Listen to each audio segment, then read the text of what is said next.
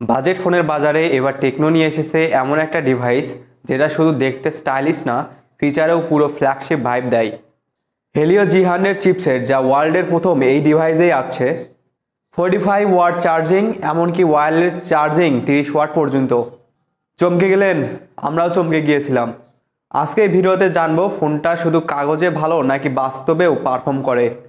ভিডিওটি ভালো লাগলে subscribe. Tecno Spark 40 pro plus এর ডিজাইন এক কথায় স্লিম অ্যান্ড প্রিমিয়াম।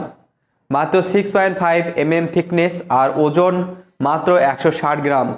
হাতে ধরতেই বুঝবেন এর ফোনের বিল্ড কোয়ালিটি কতটা হালকা আর স্মার্ট। হাতে ধরলে মনে হবে না যে একটা ফোন ধরে আছে হাতে। IP64 রেটিং, মানে পানি আর ধুলাবালি স্প্ল্যাশে কিছুটা সুরক্ষা পাচ্ছে, কিন্তু পানিতে ডুবানো একদমই উচিত হবে না। সাথে 1.5 মিটার পর্যন্ত ড্রপ রেসিস্ট্যান্ট, মানে 1.5 মিটার উঁচু থেকে ফেললেও ভাঙার কোনো পসিবিলিটি নেই, যা এই বাজেটের ফোনে একদমই অপ্রত্যাশিত। কিন্তু সেটা আবার করতে যায় না, পরে আবার দেখা গেল ফোন ভেঙে গিয়েছে।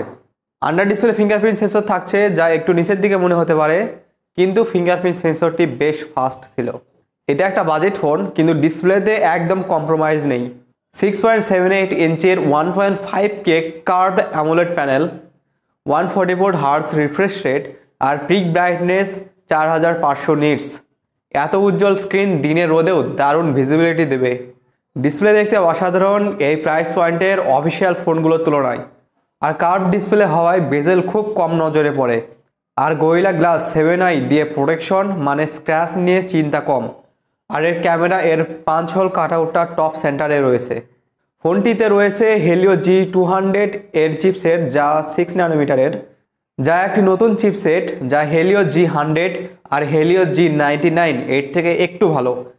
সাথে 8GB র্যাম আর 256GB স্টোরেজ। আর এর স্টোরেজ টাইপ হচ্ছে UFS 2.2। PUBG, free fire, Asphalt 9 সবই লো টু মিডিয়াম সেটিংয়ে ভালো চলে, কিন্তু হাই সেটিংসে বেশ হিট জেনারেট করে।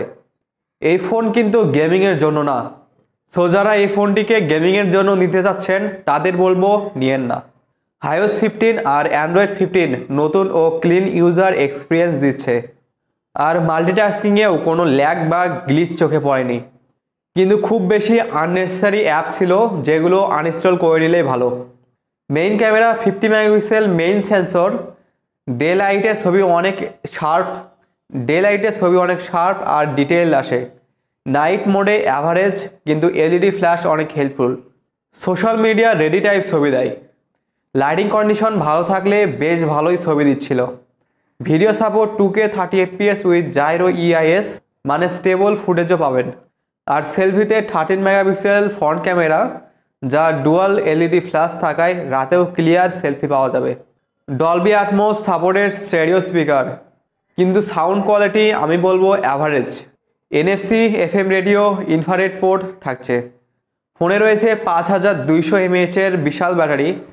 সাধারণ ব্যবহারে 1 থেকে 1.5 দিন অনায়াসে চলে যাবে। চার্জিং স্পিড 45 ওয়াট, যা আপনি বক্সের ভিতরে পেয়ে যাবেন। মাত্র 55 মিনিটে ফুল চার্জ। আর এর চমকপ্রদ বিষয়, এই বাজেটে পাচ্ছেন 30 ওয়াট ওয়্যারলেস চার্জিং এবং রিভার্স চার্জিং, যা সচরাচর মিড রেঞ্জ ফোনেও দেখা যায় না। সব মিলিয়ে টেকনো স্পার্ক 40 প্রো প্লাস এমন একটি ফোন যা বাজেট ইউজারদের জন্য একদম জ্যাকপট।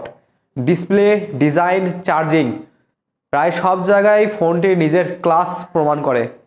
যদি 25,000 বাজেটের ভিতর এমন কিছু খুঁজছেন, তাহলে এটি হতে পারে আপনার জন্য বেস্ট অপশন। আপনারা টেকনো স্পার্ক 40 প্রো প্লাস সম্পর্কে কী ভাবছেন কমেন্টে জানাতে ভুলবেন না।